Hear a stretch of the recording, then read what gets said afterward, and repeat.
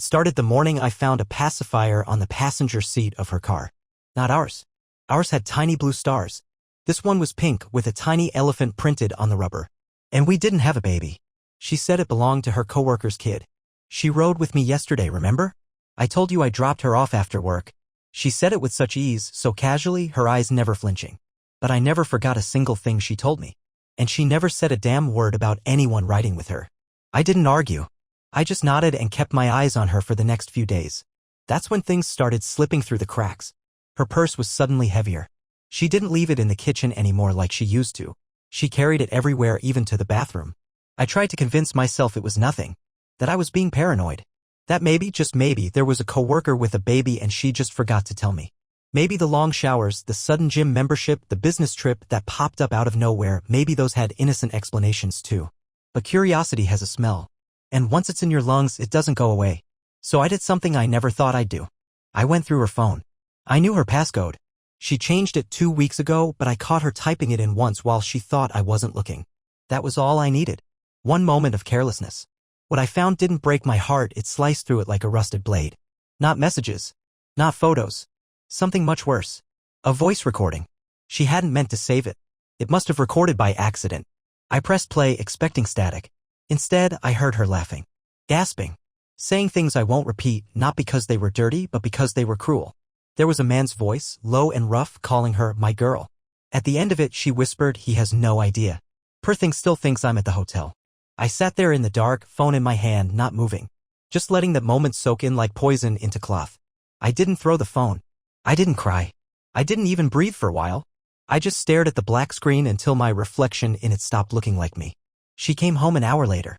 Walked through the door humming, dropping her keys in the dish like it was any other Tuesday. I asked her how the conference went. She didn't blink. "Boring," she said.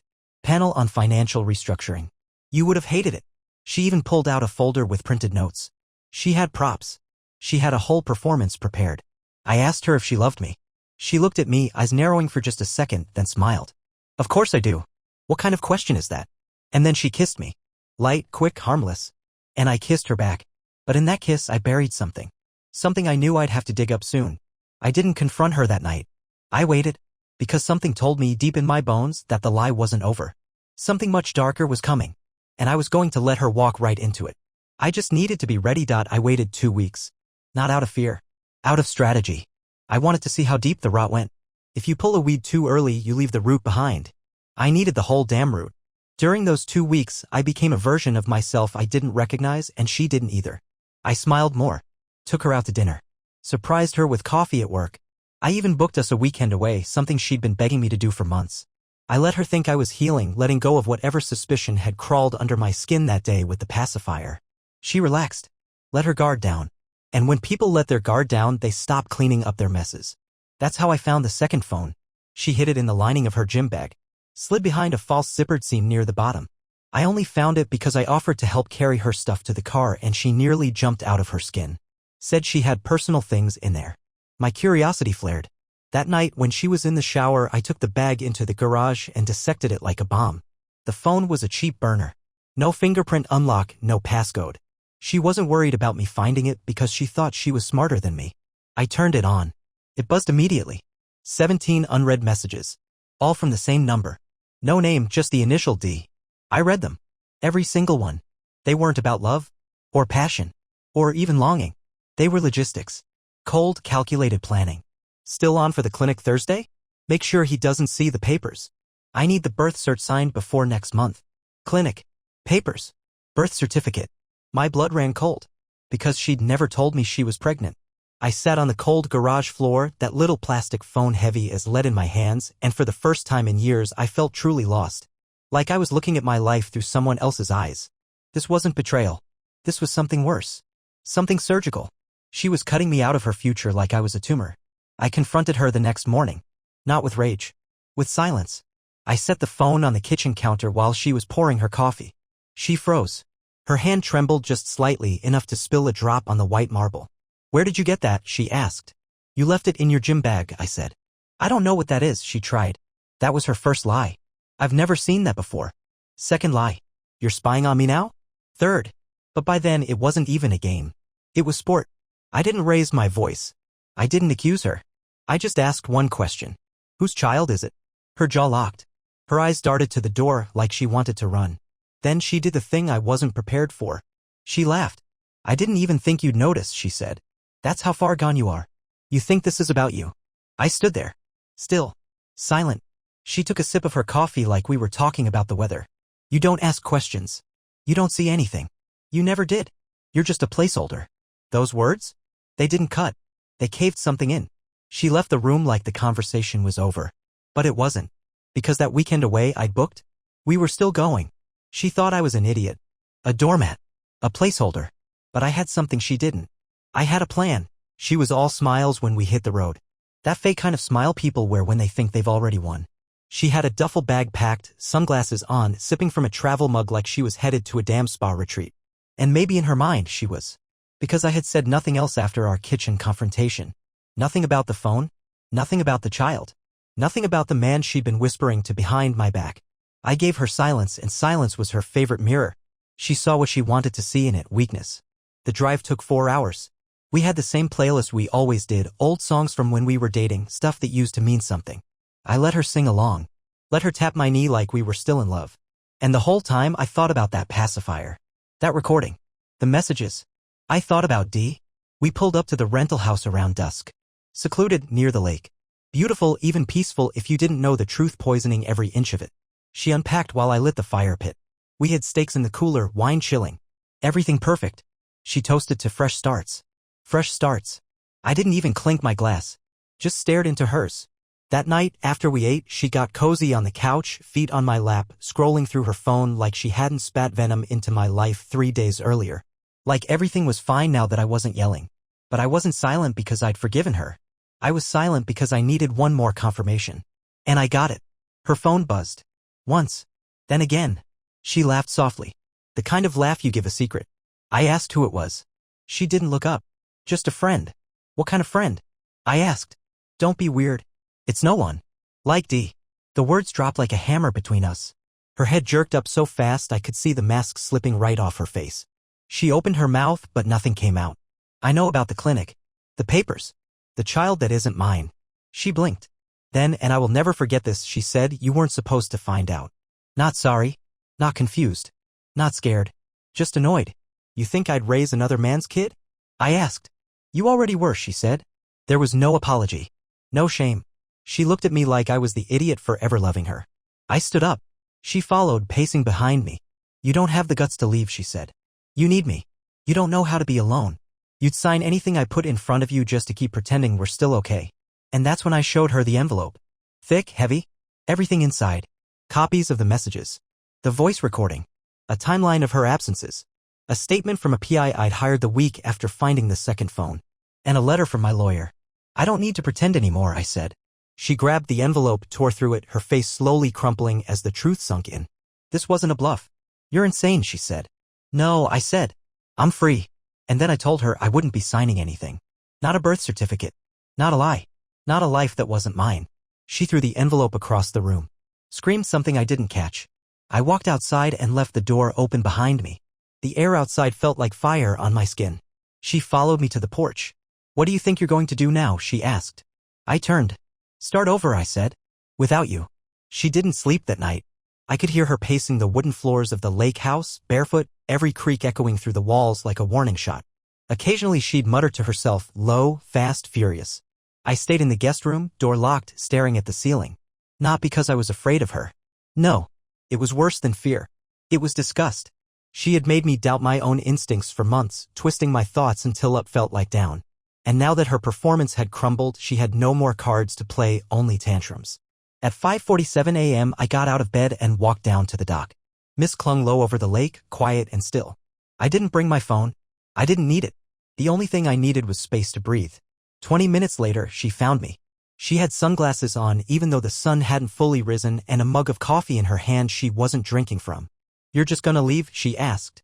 I didn't respond. She sat beside me, careful not to touch me. We can work through this. I messed up. But people come back from worse. That was her version of remorse. I messed up. As if cheating, lying, carrying another man's child and trying to pass it off as mine was the same as forgetting an anniversary. You didn't mess up, I said. You built another life in secret. You tried to lock me into it without my consent. Her face tightened. You think you're so noble now, but you weren't exactly a perfect husband. There it was. The pivot. The deflection. I didn't cheat, I said. I didn't lie. I didn't weaponize your trust. She rolled her eyes behind the lenses. You were distant. Boring. I needed something more. Then leave, I snapped. If you're so miserable, why didn't you just leave me? And finally, she dropped the mask. Her voice got sharp. Not emotional. Cold. Because I needed your name on that birth certificate. That moment. I swear time stopped. She said it like it was a business strategy. Like I was a signature, a stamp, a shield. It's his kid, she continued. But he can't be tied to it. Not legally. His job, it's complicated. I had to make sure the baby was covered. Health insurance. Legal stuff. That's why you. I stood up. I'm not covering for him. You don't have a choice, she said. You think anyone will believe you weren't part of this? We're married. They'll assume you're the father unless you prove otherwise. I stared down at her. At the woman I thought I'd grow old with. And I realized something that chilled me. She didn't just cheat on me, she tried to use me. Legally. Financially. Personally. This wasn't just betrayal. It was entrapment. Then let them assume, I said. Because the moment they ask me to sign anything, I walk. She stood too, jaw clenched. You think he'll step in? He won't. He already told me. This baby's got no one unless you sign. Then you should have picked a better father, I said. And I walked back to the house, leaving her on the dock with nothing but her silence. Inside, my bag was already packed. I grabbed it and walked out the front door. No goodbye. No second glance. She shouted something behind me, but I didn't stop. Because that was the day I stopped being hers. And the day she realized the lie had run out of road. I didn't go home. Not right away. I drove for hours past towns I'd never heard of, through stretches of highway where the only light came from gas stations and the occasional semi-truck thundering by. The silence in the car was louder than her voice had ever been. Every word she said on that dock replayed in my head like a tape I couldn't shut off. I needed your name on that birth certificate. It wasn't about me. It had never been about me. I was never her husband. I was a loophole. A legal safety net. A living, breathing backup plan. By the time I stopped the car, the sun was setting again. I was outside a cheap roadside motel, the kind with a flickering neon sign and vending machines that only took quarters. I paid cash. I didn't want a record of where I was. Not yet. I checked into a room that smelled like bleach and bad decisions, collapsed onto the bed and just lay there. Not angry. Not sad. Numb. It's a strange thing when the person you've shared a life with turns out to be a stranger. You start questioning everything. Not just the recent weeks, but years. Birthdays. Vacations. That night you got food poisoning and she stayed up with you. Was she faking the kindness too? What was real? Sleep never came. Around 3 a.m. my phone buzzed. Not a call. An email. Subject line, medical records for review. I opened it thinking it was spam. It wasn't. It was from the clinic. The one from the texts. The same clinic D mentioned in that message about Thursday. Attached was a PDF. I opened it with shaking hands. The document was simple. A confirmation of prenatal visits. A due date. Routine health updates. At the bottom under insurance holder, my full name. My insurance provider. My policy number. She'd already submitted it. She was already using me. She didn't even wait to ask for permission. She'd assumed I'd never see the paper trail. Rage didn't come in a burst. It crept. Like cold air under a locked door. I sat up in that motel bed and stared at the wall for a long time. Then I called my lawyer. It was 3:12 a.m., but I didn't care. I left a message. We had to move fast. Because now it wasn't about just walking away. It was about erasing every trace of connection she'd faked. It was about stopping her before she could do more damage. Before the hospital calls. Before the state assumes I'm the father just because I stood next to her in wedding photos. The next morning I drove back to the city. Straight to my lawyer's office. We filed an intent to deny paternity. We drafted an official notice for my insurance provider to flag any fraudulent claims. We notified the clinic. Every institution she tried to use me with, we hit all of them. Hard. And then I sat across from my lawyer, a man who'd seen all kinds of marital horror stories, and I told him what she said. Word for word. When I finished, he looked at me with something close to pity. You realize, he said, she was counting on you not fighting back. I know, I said. And if you hadn't found that phone, she'd be walking out of that hospital with a baby and a signature that would ruin my life. He nodded slowly. Good thing you did. I didn't respond. Because deep down, a part of me still hated that I had to. Still hated that this is what love turned into. A war. The fallout began 2 days later. It started small. A blocked insurance claim. An email from the clinic's legal team confirming receipt of my denial paperwork. Then a text from her. Just one sentence. You're making a huge mistake. No greeting. No name. No, please. She still thought this was a negotiation. I didn't answer. The next day, it escalated. She called my mother. I hadn't spoken to my mom about any of this yet. She knew we were having issues, but I hadn't told her the truth. Not because I was protecting my wife, but because I was ashamed. Ashamed of being fooled. Ashamed of nearly becoming a legal father to a child that wasn't mine. Ashamed of almost letting it happen. So when my mom called and said she told me you abandoned her while she was pregnant, I saw red. Not anger. Something colder. Controlled. She's lying, I said. I'll send you proof. Everything. I emailed the documents. My mom didn't say anything for a long time after reading them. Then she sighed and said, I always knew something was off with that one. She didn't just cheat, I said. She tried to legally trap me. She underestimated you, she replied. That afternoon I got a letter in the mail. Handwritten. Torn from a journal, the edges rough like she tore the page in a rush. Her handwriting was tight, angry, almost illegible in parts. She started with a weak apology, the kind that tries to sound heartfelt but cracks under its own weight. Then it unraveled into something else entirely, accusations. She said I had abandoned my responsibilities. That I was running from the child I helped raise even though the child hadn't even been born yet. That I was choosing pride over family. Family? I stared at that word for a long time. What family? The one she built in secret with another man? The one she tried to hang on my shoulders like a sentence? She closed the letter with a threat. If you don't come to the hospital and sign the birth certificate, I'll tell everyone you're the father. Everyone. I'll tell your job. Your friends. I'll post it online. People will believe me. And maybe they would. Maybe some would. It's easy to smear a man's name when he's silent. But I wasn't silent anymore. That night, I wrote my own letter. Not to her. To the child. I don't know why. Maybe because I needed to believe that not everything about this was poisoned. Maybe because some part of me still hoped that child would one day know the truth, not the version their mother would twist and sell. I wrote, you were never mine. But if you ever read this, I want you to know I walked away not because of you, but because of her. Because you deserved a father who wanted to be there. Who was chosen with love, not forced through lies. I didn't send it. I kept it in a drawer. The next morning, I heard from my lawyer again. She's trying to file an emergency petition, he said.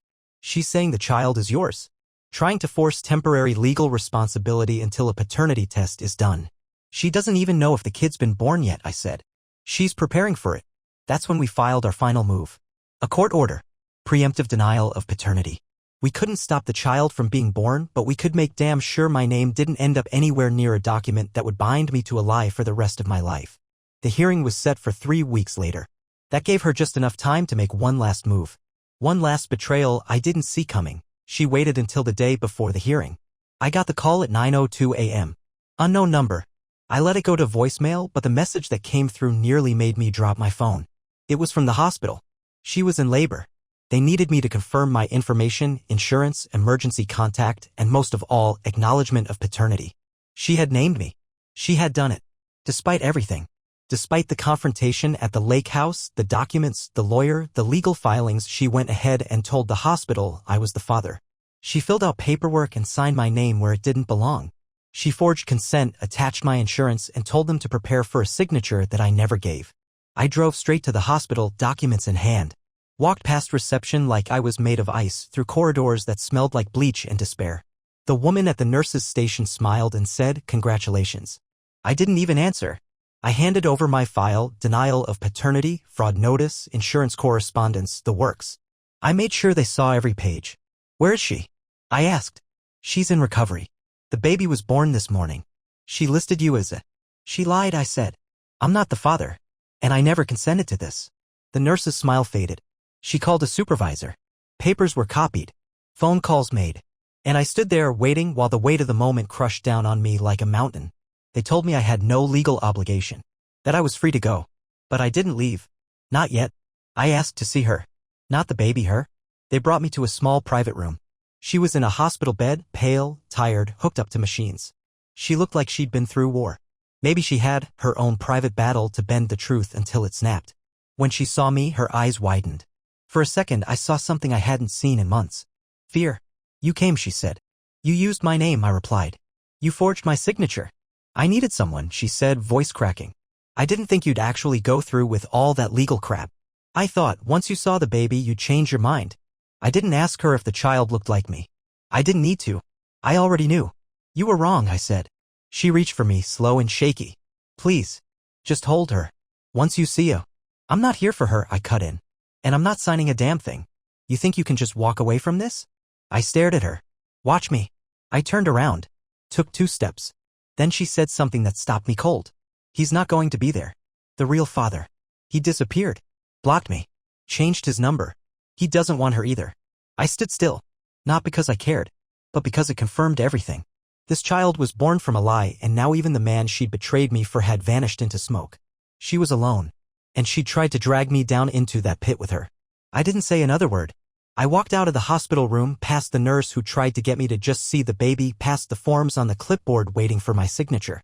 I walked all the way out to the parking lot, climbed into my car, and sat there while the sun glared down through the windshield. Then I did what I'd promised. I walked away. And I never looked back. 3 days after I walked out of that hospital, she sent me a photo. No message. Just an image. A newborn wrapped in a pink blanket, eyes closed, wearing a tiny cap. Her skin still red from birth. Swaddled in a lie. I didn't respond. I didn't save the photo. I didn't even finish looking at it. She was trying again. Digging for sympathy now that the legal route failed. Hoping that guilt would rot through my spine and make me forget everything she'd done. But guilt is a seed that only grows where there's love. And mine had died. The court date came and went. My paternity denial was finalized. The judge reviewed the evidence, saw the timelines, and issued a formal declaration I was not and had never been the father. My name would not be on any birth certificate. My insurance could not be used. My life, legally, was separated from hers and the child she had used to try to chain me forever. But even with that, the aftermath was brutal. People talk. Some believed her version, that I was a coward who bailed when responsibility knocked. That I ran from a woman I got pregnant. Friends we'd shared, people I'd known for years, started dropping off. Not with confrontation. With silence. Invites stopped. Texts slowed. I became a shadow in rooms where I used to be known. One friend, Dave, reached out. He was blunt. She told everyone you left her while she was carrying your kid. That you filed fake papers to get out of paying. She's playing the victim hard, man. I laughed. Not because it was funny. Because it was so predictable. I sent him everything. The recordings. Screenshots. Legal docs. He called me 10 minutes later. I didn't know, he said. Jesus. She's not who I thought she was. No, I said. She's worse. Over the next few weeks, more truths spilled out. Turns out D wasn't the only man she'd been seeing. There were at least 2 others. One of them married. One of them worked at her office, someone I'd shaken hands with at her company holiday party 2 years ago. She'd been playing all sides, trying to find the one who would stick. The one who would provide the most stability, status, protection. She chose me because I was steady. And she thought steady meant stupid. I moved out of the apartment completely. Left everything behind, furniture, old photos, the mattress we'd shared. I wanted nothing from that chapter. Started fresh in a new place. Small, clean, quiet. No shared closets. No toothbrush beside mine. Some nights, the silence was unbearable. Not because I missed her. Because I was grieving the version of my life that never existed. The marriage I thought I had. The future I thought we were building. But other nights, there was peace. Real peace. The kind that comes not from forgetting, but from knowing you survived. I didn't just escape a lie. I burned it down. And from the ashes, something else was forming. Something stronger. Me.it took months before my mind stopped returning to her face without warning.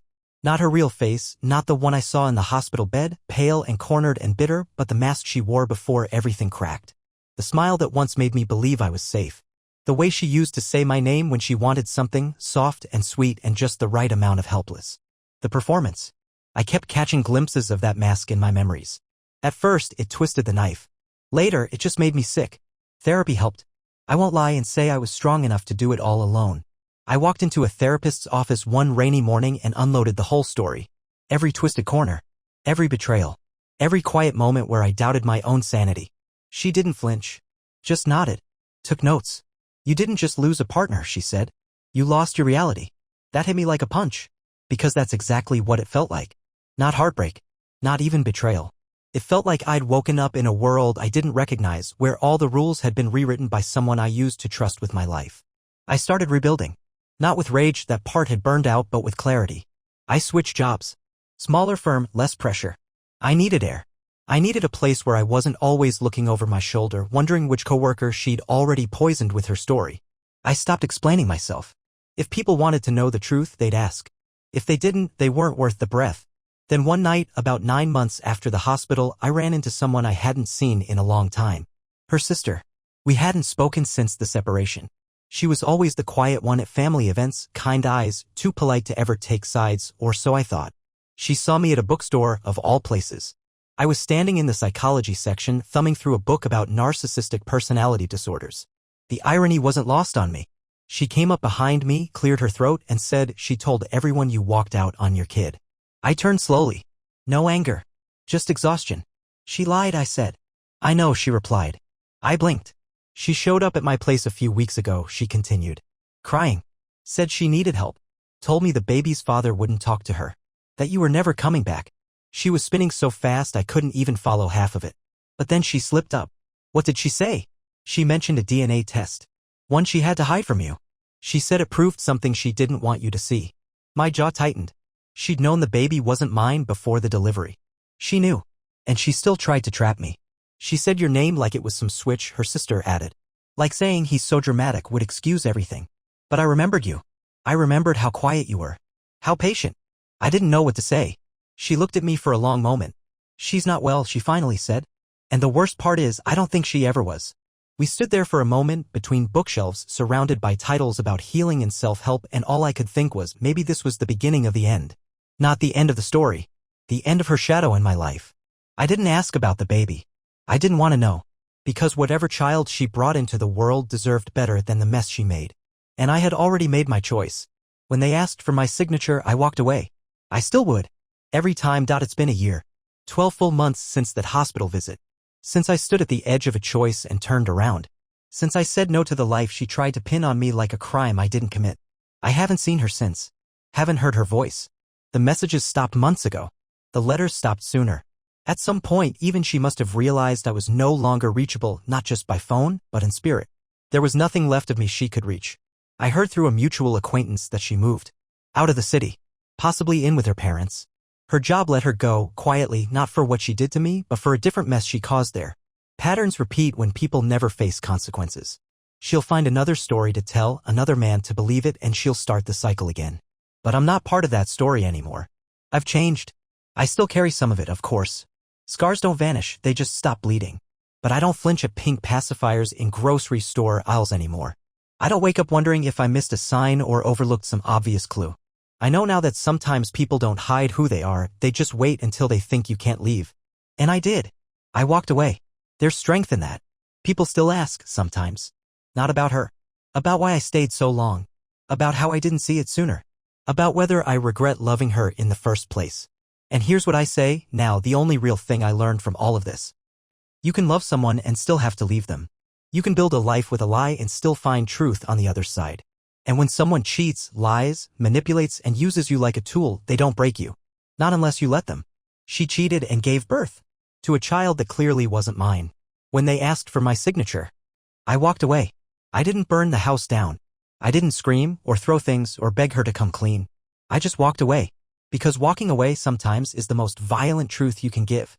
And if you're reading this, going through something that feels like drowning, betrayal, confusion, that sick feeling you can't shake, let me say this. You're not crazy. You're not weak. You're not alone. You are allowed to demand better. You are allowed to walk. And when you do, don't look back. Because freedom doesn't come with fireworks. It comes with silence. And peace. And the quiet knowledge that the lie didn't win. You did.